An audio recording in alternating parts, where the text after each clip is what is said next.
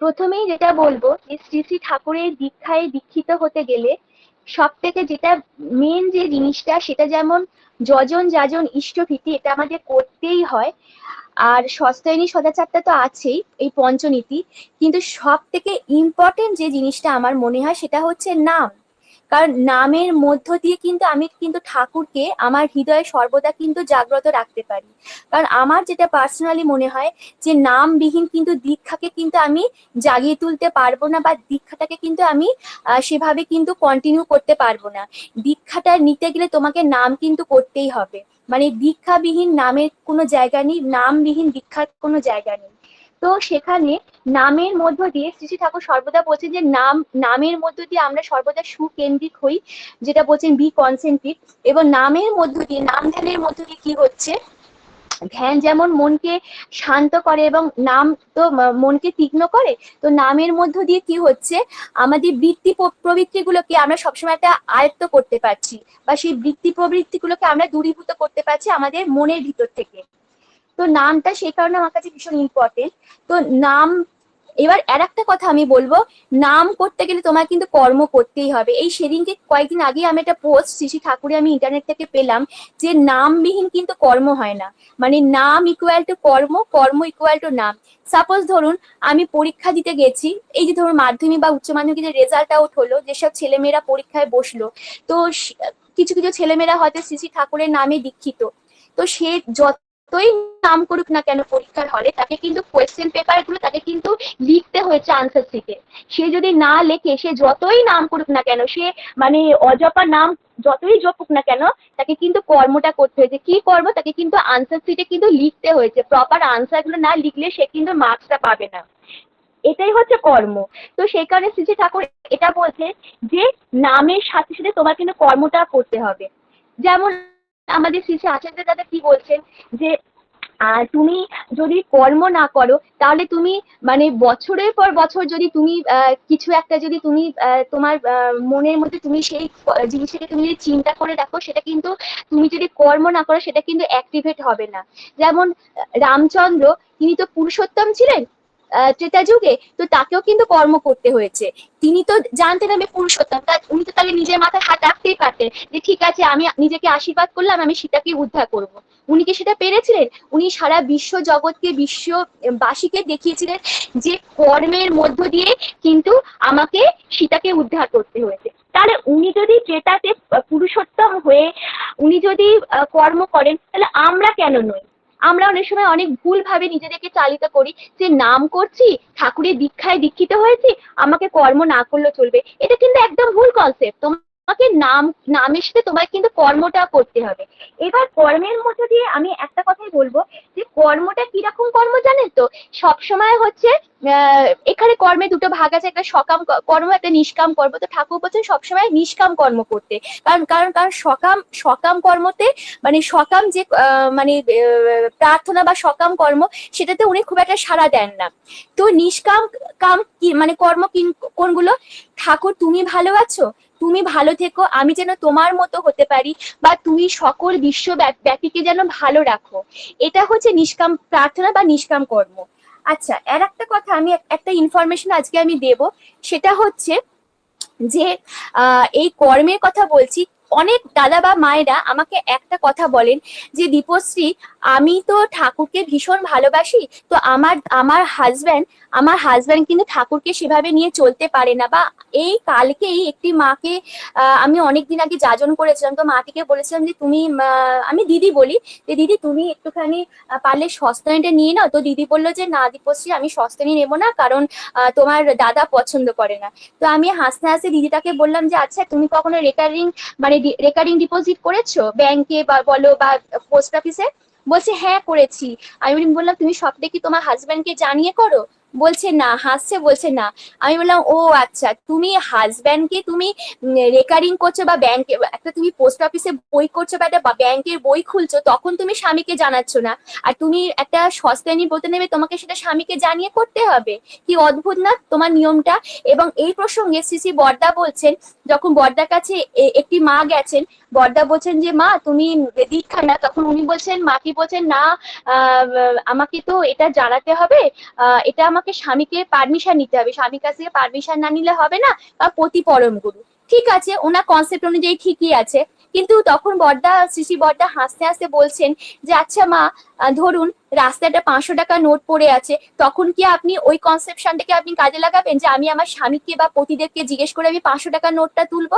আপনি আগে 500 টাকার নোটটা তুলবেন, বাড়িতে ফিরবেন, তারপর আপনার হাজব্যান্ডের সাথে ডিসকাশন করবেন। তার মানে কি আপনি কর্মটাকে করে ফেললেন, তারপরে আপনি স্বামীকে এসে বলছেন। তো এটা তো একটা ভালো কর্ম, দীক্ষা নেওয়া বলুন বা কি বলবো, সস্তায়নী ব্রত নেওয়া হোক, এগুলো তো একটা ভালো কর্ম। তাহলে এগুলোর জন্য আমি আমার হাজব্যান্ডে কেন তার পারমিশনে কি দরকার?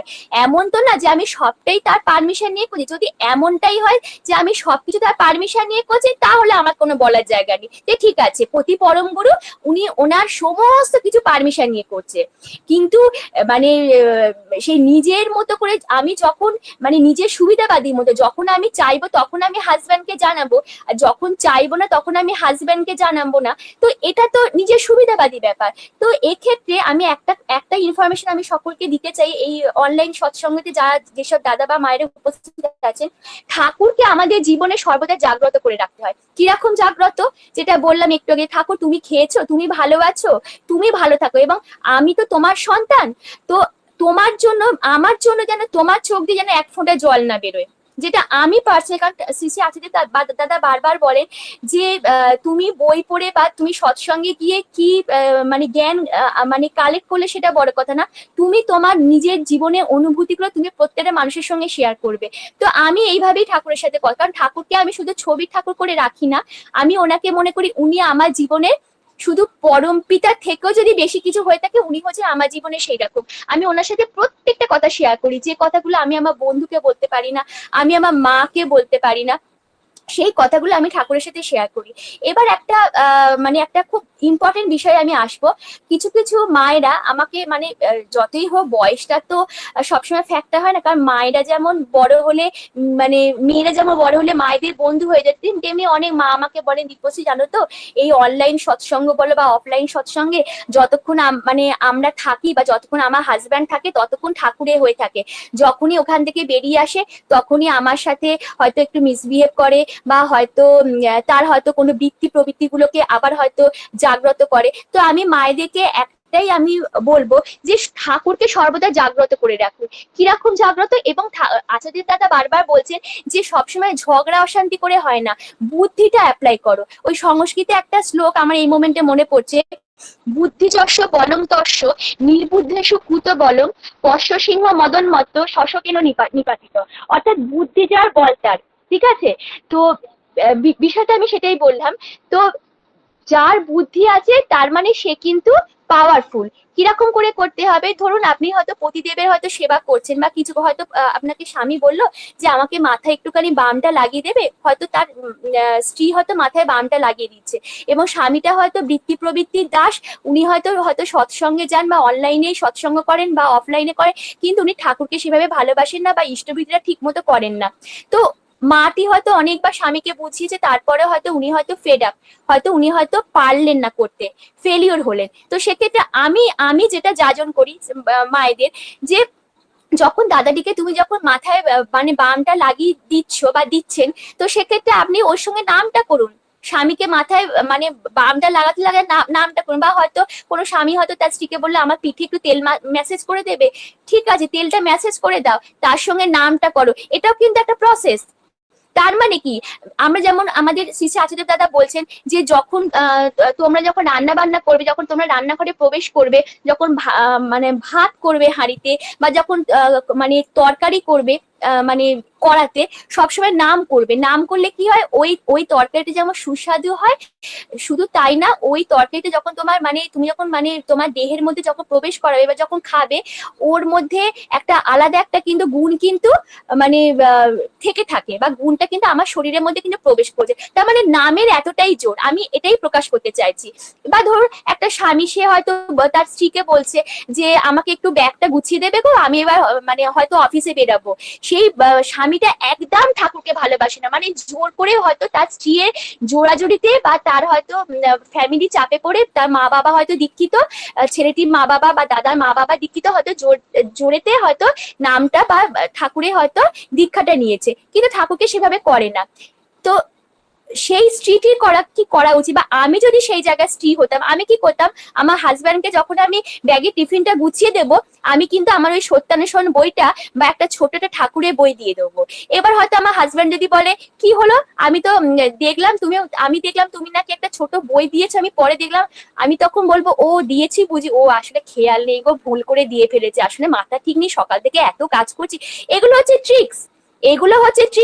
কারণ ওই যে বললাম, বুদ্ধি দিয়ে কাজ করতে, সবসময় ঝগড়া অশান্তি মানে লাঠালাঠি ফাটাফাটি, যেটা আমাদের আচার্য দাদা বারবার আমাদের দেওঘরে গিয়ে এটা বারবার বোঝানোর চেষ্টা করে যে বুদ্ধি দিয়ে করো। একটা কিছু কিছু মানুষ আছে 20 বছর 30 বছর সংসার করছে, তারপরেও সেই স্বামী সেই স্ত্রীকে ভালোবাসেন না, বা সেই স্ত্রীর সাথে স্বামী হয়তো ঘর করছে।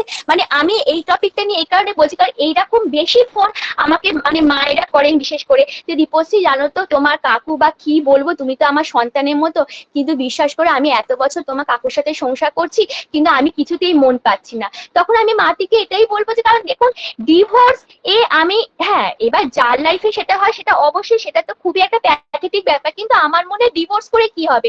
আজকে তুমি যে মানুষটিকে ছেড়ে হয়তো তুমি অন্য মানুষের হাত ধরবে, সেও যে কতটা ভালো তুমি সেটা কি করে স্যাঙ্গুইন হলে, তুমি সেটা কি করে এতটা কনফিডেন্সের সঙ্গে বলতে পারো যে সেই মানুষটা ভালো হবে?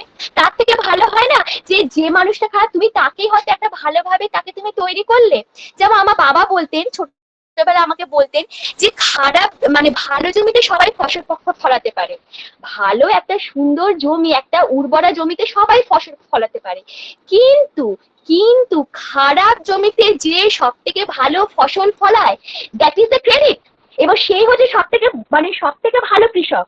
এটা আমার concept, according to my concept. তো সেটা যখন আমার বাবা বলতেন, তো আমি সিমিলারলি আমি একটা কথাই বলবো যে ভালোকে সবাই ভালো করতে পারে, কিন্তু যেটা আমাদের শ্রী শ্রী ঠাকুর বলছে বা যেটা আমাদের আচার্য দাদা বলছে, যে খারাপ মানুষকে তুমি যদি ভালো করতে পারো সেটাই হবে তোমার ক্রেডিট, সেটাই তাহলেই হবে তুমি ঠাকুরের মানুষ।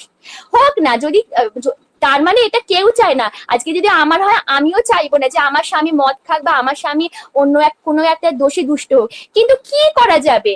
মানুষ তো, মানুষের মধ্যে তো বৃত্তি প্রবৃত্তি থাকবে। আজকে আমার মধ্যে অনেক খারাপ আছে, এমন না যে আমি সৎসঙ্গে ইষ্ট প্রসঙ্গ বলছি মানে আমি খুব ভালো, কিন্তু ওই যে বললাম নাম আর কর্ম, আমি ফার্স্টেই কথাটা বললাম, কেন বললাম নাম করলে কি হবে, আমার দেহ থেকে এই যে রিপুগুলো কিন্তু আস্তে আস্তে দূরীভূত হবে। এবং শুধু তাই না, ওটা কিন্তু একদিনের জার্নি না, এটা হচ্ছে লং প্রসেস। তুমি যত নামে থাকবে তোমার কিন্তু এই জিনিসগুলো কিন্তু আস্তে আস্তে দূরীভূত হবে।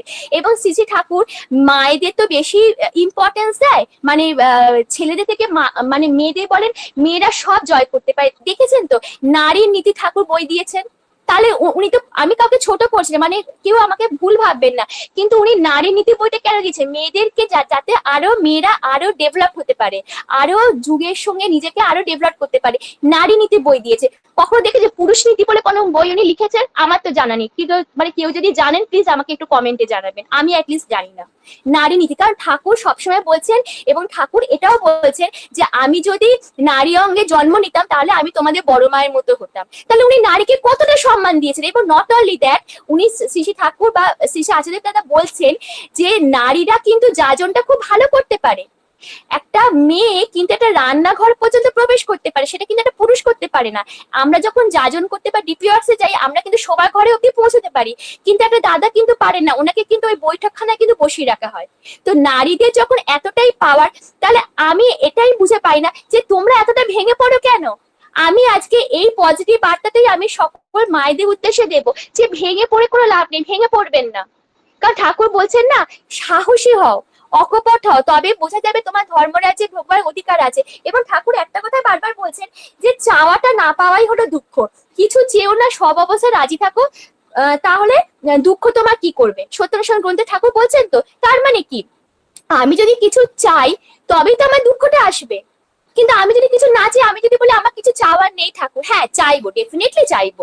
কি চাইবো? ঠাকুর আমি তোমাকে চাই, তুমি আমার জীবনে সবকিছু হয়ে ওঠো। কারণ ঠাকুর বলছে না, একটা চাইতে কি 10টা চেয়ে বসো না, একই যাতে চরম হয় তাই করো সকলেই পাবে। তার মানে কি, আমি যদি আমার লাইফে ঠাকুরকে ডাকি তার মানে আমি লাইফে সব পাবো। ঠাকুরকে যদি আমি আমার লাইফে, অনেক মায়েরা কি করেন, মানে কিছু মনে করবে না, এগুলো আমার চোখে দেখা বা আমি শুনেছি, মানে একটা কথা আছে না, মেয়েরা খুব ছলা কলা জানে। তো হয়তো স্বামীকে গ্রিপে রাখার জন্য হয়তো খুব সুন্দর করে সেজে, স্বামী হয়তো অফিস থেকে আসে, সুন্দর করে সেজে গুছে একটা সুন্দর ড্রেস পরে স্বামীকে অ্যাট্রাক্ট করছে। খারাপ ভাবে নেবেন, এটা আমি বাস্তব চরিত্রটা বলছি। কিন্তু ওইরকম ভাবে স্বামীকে অ্যাট্রাক্ট করা যায় না। তুমি যদি স্বামীকে সত্যি, তুমি যদি তোমার আঁচলে বেঁধে রাখতে চাও, আমি হলে কি করতাম বলুন তো? আমি যদি স্বামীকে আমার আঁচলে বেঁধে রাখতাম, আমি বলতাম তুমি আমার সঙ্গে সময় কাটানোর আগে তুমি একটু ঠাকুর ঘরে গিয়ে প্লিজ একটু তুমি ঠাকুরের বইগুলো পড়ো, বা একটু তুমি ঠাকুরের সাথে সময়টা কাটাও। এটা হচ্ছে কন্ডিশন। স্বামী যদি বলে তোমার সাথে আমি একটু গল্প করবো অফিস থেকে এসে, আমি বলবো হ্যাঁ নিশ্চয়ই তোমার সাথে গল্প করবো। ও মা, তুমি আমার স্বামী, তুমি ছাড়া কার সাথে গল্প করবো? কিন্তু আমার একটা কন্ডিশন আছে, ওই যে give and take policy, every reaction has an equal and opposite reaction. আমি বলবো তুমি একটু ঠাকুরের সাথে কথা বলে আসো, একটু ঠাকুরের সাথে একটু গল্প করে আসো, তারপর আমি তোমাকে সময় দেবো। ওই যে আমি ওনাকে পাঠালাম, উনি যে ওইসব বসে রইলেন, তাতে কিন্তু ওনার বৃত্তি প্রবৃত্তি গুলো কিন্তু উনি কিন্তু অনেকটা দমন করলেন। এবার তারপর যখন উনি আমার সাথে কথাগুলো বললেন, ওনার মধ্যে কিন্তু একটা সুন্দর ভাবে একটা কিন্তু সুনির্দিষ্ট এবং সুপরিকল্পিত ভাবে উনি কিন্তু আমার সাথে কথাগুলো কিন্তু কন্টিনিউশন করলেন। এটা হচ্ছে বুদ্ধি, এবং এটা কিন্তু মায়েদের করতেই হবে। এইগুলো না করে শুধুমাত্র এই লিঙ্ক থেকে ওই লিঙ্কে, সেই লিঙ্ক থেকে সেই লিঙ্কে সৎসঙ্গে যাচ্ছে, গান করছে, ইষ্ট প্রসঙ্গ বলছে, সুন্দর সুন্দর সুন্দর কথা বলছে, এগুলো না বিশ্বাস করে, এগুলো আমি প্রত্যেকটা ইষ্ট প্রসঙ্গে বলি, এগুলো আমার কাছে জাস্ট একটা হাসির খোরাক ছাড়া কিছুই না। কারণ আমি এইভাবে আমার লাইফটাকে আমি দেখি না, বা এইভাবে আমি লাইফটাকে জাজ করি না। আমি বলছিলাম যে আমি সবকিছু জানি বা মানুষরা কিছু, আদার্সরা কিছু জানে না, আমি সেটাও বলছি না। কিন্তু যেহেতু আমাকে এখানে ইষ্ট প্রসঙ্গ বলতে বলা হয়েছে, যেহেতু আমি আমার আত্ম উপলব্ধিগুলো আমি শেয়ার করছি আপনাদের সাথে, আমি এটাই মেসেজ দিচ্ছি যে এভাবে করুন। বা কোনো দাদারা যখন বলে যে আমার বউ শাশুড়ি মায়ের সাথে মানাতে পারে না বা এ পারে না, যখন ওয়াইফ যখন আপনার কাছে যখন দাবি দেওয়া করে যে আমাকে এই সোনা গয়নাটা কিনে দাও আমার আমার বার্থডেতে, বা পুজোর সময় তুমি শাড়িটা কিনে দাও, তখন দাদাকে এটা বলতে হবে যে ডেফিনেটলি আমি কিনে দেবো, কিন্তু তুমি একটু আমার সঙ্গে একটু চলো সৎসঙ্গে, বা আমার সঙ্গে একটু ডিপি ওয়ার্কসে করো। কারণ এটা যুগের নিয়ম, এটা পৃথিবীর নিয়ম, যুগের নিয়ম না, সরি, এটা পৃথিবীর নিয়ম যে কিছু পেতে গেলে তোমাকে কিছু দিতে হয়। যেটা ঠাকুর বলছেন, করাই হলো পাওয়ার জননী, না করে যে পেতে চায় দুঃখ তাহলে পিছে থাকে। তাহলে করতে গেলে তোমাকে দিতে হবে বা পেতে হবে, তাই তো? পেতে গেলে তোমাকে করতে হবে, ওটা আমি যদি ঘুরিয়ে কথাটা বলি। তো ঠাকুর যেটা বলছেন, যেটা আবারও কথা রিপিট করছি, যে চাওয়াটা না পাওয়াই হলো দুঃখ। কিছু চেয়েও না, তাহলে তোমার দুঃখ আসবে না, তাই না? ওই রবি ঠাকুর একটা কথা আমি এই প্রসঙ্গে বলছি, উনি বলছেন না, যাহা চাই তাহা ভুল করে চাই, যাহা পাই তাহা চাই না। তার মানে কি, আমাদের চাওয়াটা অ্যাকচুয়ালি খুব ডিফারেন্ট।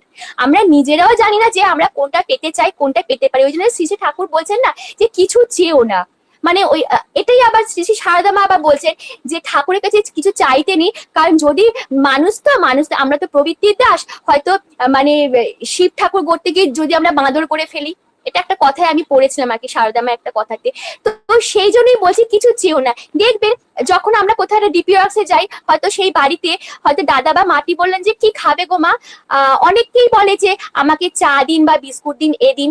আবার এমনও বাড়িতে দেখেছি, হয়তো চা বিস্কুট বললো মানে শুধু চা বিস্কুটই দিল, কিন্তু আপনি যদি ডিপি ওয়ার্কসে যান বা কোথাও কোনো একটা রিলেটিভের বাড়িতে গেলেন, সেখানে যদি আপনাকে বলা হয় আপনি কি খাবেন দাদা বা কি খাবে মা, তো সেখানে যদি সেই দাদাটি বা মাটি বলে আমি কিচ্ছু খাবো না, কিচ্ছু মানে কিচ্ছু না, শুধু এক গ্লাস জল খাবো, যখন আপনি এই কথাটা বলবেন না, ওই যখন আপনি বলবেন কিচ্ছু খাবো না, আপনাকে দেখবেন থালা সাজিয়ে মিষ্টি, চানাচুর, রসগোল্লা যা পারবে আপনাকে দেবে। নিয়মটা হচ্ছে সেটাই। সিমিলারলি ঠাকুরের কাছে যদি বলি ঠাকুর আমার কিচ্ছু চাই না, শুধু আমার তোমাকে চাই, ঠাকুর আপনাকে ভরে ভরে দেবে, এত কিছু দেবে না আপনি রাখার জায়গা পাবেন না। আর ঠাকুরকে যদি বলেন ঠাকুর আমাকে এটা দাও, গাড়ি দাও, বাড়ি দাও, আমাকে যশ দাও, প্রতিপত্তি দাও, তখন ঠাকুর আপনাকে দেবে, সেটা কথা না।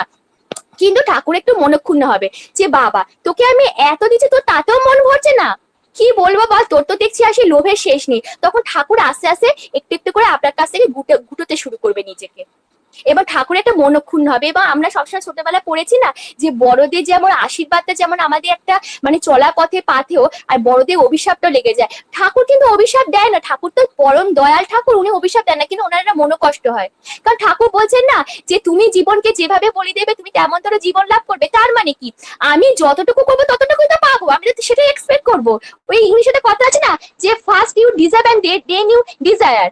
অর্থাৎ কি, তুমি আগে ডিজার্ভ করো, তারপর তুমি ডিজায়ার, অর্থাৎ তুমি ইচ্ছাটা প্রকাশ করো।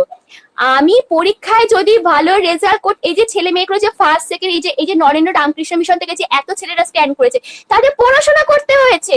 কেউ কখনো শুনেছেন যে না পড়ি সে কেউ একটা স্ট্যান্ড একটা র্যাঙ্কে এসেছে? 1 থেকে 10-এর মধ্যে শুনেছেন? আমি তো শুনিনি। আমি তো এরকম, আমি মানে এই বয়স অব্দি আমি তো শুনিনি। বাট এটা অ্যাবসার্ড, এটা কমপ্লিটলি অ্যাবসার্ড। তাহলে তাকে কর্ম করতে হয়, তাকে পরিশ্রম করতে হয়েছে। পরিশ্রম হেতু ধর্ম হয় না, পরিশ্রম হেতু তোমার কিচ্ছু তুমি পাবে না। এই যে নাম করছি, এই নামটাও কিন্তু একটা কর্ম করছি। এমন না আমি শুধু ঠাকুরের দীক্ষা নিলাম চুপচাপ বসে থাকলাম ঘটের মধ্যে, এটা হয় না, এটা অ্যাবসার্ড। তো নাম তোমাকে যেমন করতে হবে, তোমাকে কিন্তু কর্মটাও করতে হবে। তো এইটা তোমাকে সবসময় মাথায় রাখতে হবে। তো আমি মানে যেটা বলছিলাম যে ঠাকুরকে প্রত্যেকটা জায়গায় কিন্তু জীবন্ত করতে হবে, প্রত্যেকটা জায়গায়। মানে ঠাকুর বলছেন না যে সর্বভূতে আমি বিরাজ করছি, যেটা গীতাতে বলছেন শ্রীকৃষ্ণ যে সর্বভূতেই আমি আছি, সর্বভূতে। তাহলে সর্বভূতে যদি ঠাকুর বিরাজ করে, তাহলে তোমাকে যখন মানে তুমি যখন একটা কিছু ঠাকুরের কাছে পেলে, তখন তোমার ভীষণ আনন্দ হলো, বাবা ঠাকুর আমাকে এত কিছু দিল, ঠাকুর আমায় এত ভালোবাসে। কিন্তু ধরুন আপনার বাড়িতে সাপোজ আমরা চুরি হলো, তখন আপনি ঠাকুরকে গিয়ে ব্লেম করবেন ঠাকুর তোমাকে আমি এত ভালোবাসছি, তোমাকে আমি এত টাকা দিয়ে ইষ্টভীতি দিচ্ছি, তোমার জন্য আমি এটা সেটা কিনে আছি, তোমাকে আমি দেওঘরে অনলাইনে এত কিছু টাকা পাঠাচ্ছি, অর্ঘ পাঠাচ্ছি, আর তুমি ঠাকুর আমাকে আলটিমেটলি আমার বাড়িতে চুরি করালে। ছি ছি ছি, তুমি এটা কি করলে ঠাকুর? না, তোমাকে বুঝতে হবে তার ভিতরে কিছু একটা ভালো জিনিস লুকিয়ে আছে। কেন বলতো? কারণ এই যে চুরিটা হলো সেটা যে আমার ক্ষতি হলো, কিন্তু এটাও তো ঠিক, ওই যে একটা ইংলিশে কথা আছে না, failure is a period of success, ব্যর্থতাই হলো সাফল্যের ভিত্তিভূমি। হয়তো তোমার একটা সামান্য কিছু চুরি হয়েছে, ধরো তোমার একটা ঘড়ি চুরি হলো, কি তোমার হাতে টুকটাক জিনিস চুরি হলো, এটা তোমাকে একটা সাবধান বানিয়ে, এটা ওয়ার্নিং বেল, যেমন পরে পরীক্ষাতে ওয়ার্নিং বেল যে এরপর ঘন্টা বাজে তোমার কাছে খাতা নিয়ে নেওয়া হবে, সিমিলারলি এটা তোমার লাইফের ওয়ার্নিং বেল। এরপর তোমাকে ওয়ার্নিং করলে তুমি আরো বি কনসাস, তুমি আরো কনসাস হও। তো কারণ এরপর তোমার বাড়িতে হয়তো একটা ডাকাতি হতে পারে, তুমি হয়তো এখানে ওখানে টাকা পয়সা ফেলে রাখছো, কি সোনার হারটা তুমি টেবিলে ছুঁড়ে রাখছো না, তোমাকে প্রপার জায়গায় আলমারির লকারে হোক বা কোথাও একটা তোমাকে ঠিক মতো যত্ন করে রাখতে হবে। সেই জন্য তোমাকে ঠাকুর হয়তো এই চুরিটা মানে করালেন, বা চুরিটাকে তোমাকে দিয়ে একটা শিক্ষা দিলেন। আমি এইভাবেই ঠাকুরকে বুঝি। তো দাদা আর কি সময় আছে, আর কি বলা যাবে নাকি শেষ করব? জয়গুরু 4 মিনিট বলা যাবে মা? 4 মিনিট। জয়গুরু। আচ্ছা আচ্ছা। তো তো বিষয়টা হচ্ছে এরকম, তো প্রত্যেকটা জিনিসের মধ্যে আমি ছোটবেলায় একটা জিনিস শুনে মায়ের কাছে বড় হয়েছি যে ভগবান বা ঈশ্বর যা করে মঙ্গলের জন্যই করে। তো এই জিনিসটা কিন্তু আমাকে, এটা কিন্তু আমার নিজের লাইফে কিন্তু অ্যাপ্লাই করতে হবে। ওই শুধু শুনলাম, কারণ গীতাতে শ্রীকৃষ্ণ বলছেন যা হয়েছে তা ভালোর জন্যই হয়েছে, যা হয়েছে তা ভালোর জন্যই হয়েছিল, এবং পরবর্তীকালে বা আগামীকাল যেটা হবে ভালোর জন্যই হবে, কারণ জগৎ হচ্ছে পরিবর্তনশীল। তো এটা তোমাকে, এটা শুধু এটা গীতায় পড়েছে বা গীতার শ্লোকটা আওড়ালে না, তার মানে তুমি ঠাকুরের মানুষ হলে না। তোমাকে এটা বুঝতে হবে এবং তোমার লাইফে অ্যাপ্লাই করতে হবে। এই 2 দিন আগে আমি একটা ইষ্ট প্রসঙ্গে আমি একটা অনলাইন সৎসঙ্গে বললাম, আমি এটাই মানে বার্তা দিলাম সবাইকে, আমার বাবা মারা যাবার পর থেকে আমি ঠাকুরকে আরো বেশি করে ভালোবেসেছি। আমি কিন্তু ঠাকুরকে কখনো আমি আঙুল তুলে ব্লেম করি, ঠাকুর তোমাকে আমি এত ভালোবাসি, এত ভালোবাসি, তোমার কথা আমি এত মানুষকে যাজন করি, তুমি আমার বাবাকে কেড়ে নিলে, কেন করলে? নিশ্চয়ই ঠাকুর কিছু বুঝেছিলেন। কারণ দেখুন, আমি যখন ওনাকে ভেবে নিয়েছি যে উনি আমার জীবনের অভিভাবক, নট অনলি দ্যাট, উনি আমাদের সারা পৃথিবী জগতের অভিভাবক, কারণ উনি তো আমার পরম পিতা, সারা জগৎটাকে উনি যিনি ধারণ এবং মানে বহন করে আছেন। তাহলে তার ইচ্ছার উপর আমি কি করে আমি করবো? সেই একটা কথা আছে না, খোদার উপর খোদকারি। তো বিষয়টা হচ্ছে সেটাই। তো আমার বাবাকে নিয়েছে, এটা যেমন আমার কাছে সত্যি দুঃখের বিষয়, কিন্তু কি করা যাবে, তিনি যেটা বুঝেছেন করেছেন। কারণ আচার্যদেব দাদার যখন পিতৃবিয়োগটাকে যখন উনি মেনে নিয়েছেন, তারপর যখন উনি মানে সকল পৃথিবীর সকল মানুষকে যখন উনি আপন করে নিয়েছেন, তাহলে আমি আমার বাবার মৃত্যু শোকটা কেন ভুলতে পারবো না? তো এটা একটা মেসেজ আমি আবারও দিলাম আজকে, যে যাই হোক তার মানে হ্যাঁ, মৃত্যু তো মৃত্যুই হয়, মৃত্যুর উপর আর কিছু হয় না। আমি সেটা চাইছি না। হয়তো অনেকে মনে মনে ভাবছেন দীপশ্রী তুমি তো জানো না যার হয় সেই বোঝে, সেটা না, আমি আমি এতটাও চাইছি না, কিন্তু আমি একটাই এখান থেকে মেসেজ দেবো যে জীবনে তোমার যাই হয়ে যাক তুমি সবকিছুর জন্য নিজেকে প্রস্তুত রাখো। সেটাই ঠাকুর বারবার বলছেন না, চাওয়াটা না পাওয়াই হলো দুঃখ। কিছু চেয়েও না, সব অবস্থা রাজি থাকো, দুঃখ তোমার কি কি করবে। যাই হয়ে যাক না কেন, তোমার জীবনে যাই হয়ে যাক, ঝড় হোক সুনামি হোক যাই হোক, তুমি তো তোমার ঠাকুরকে তুমি তোমার গ্রহণ করেছো তোমার লাইফে, তুমি তো আচার্যের দ্বারা আশীর্বাদ পেয়েছো, তুমি তো অবিন্দের আশীর্বাদ পেয়েছো, ব্যাস আমার তোমার চিন্তা কি, আর তো কিছু চিন্তা নেই। এটাই হচ্ছে সব থেকে বড় কথা। এইটা যদি তুমি তোমার মনের মধ্যে যদি ঠিক মতো তুমি ধারণ করতে পারো, নট অনলি দ্যাট, তুমি যদি তোমার লাইফে তুমি যদি ওটা অ্যাপ্লাই করতে পারো বা ইমপ্লিমেন্ট করতে পারো, তবেই হবে তুমি ঠাকুরের মানুষ। আদারওয়াইজ তুমি যতই ঠাকুরের কথা বলো, যতই তুমি সৎসঙ্গে দাও, এগুলো আমার কাছে মনে হয় ওই জাস্ট একটা ওই সেই একটা আছে না, ওই আমরা যখন সেই সোনার চুড়ি পরি, দেখবে ভেতরে আপনার ওই থাকে, ফাঁপা থাকে, আর সেই ওপরটা সেই সোনার মানে প্রলেপ দেওয়া থাকে। আমার কাছে ওটাই হয়, আমার কাছে ব্যাপারটা ওটাই মনে হয়, সবটাই ফাঁপা। আর big zero, jack of all trades, master of none. তো আমি এই পর্যন্তই বলবো, সময় দিকটা খেয়াল রাখতে হবে, না হলে তো মানে আমাকে যদি ঠাকুরকে নিয়ে বলতে বলে আমি হয়তো 4-5 ঘন্টা মানে আমি কন্টিনিউ বলবো, কিন্তু সময় তো অবশ্যই, একটা কথাই আছে ইংলিশে যে time and tide wait for none. তো এই পর্যন্তই বললাম, সকলে ভালো থাকবেন এই বলে আমি আমার ইষ্ট প্রসঙ্গ শেষ করলাম। জয় গুরু।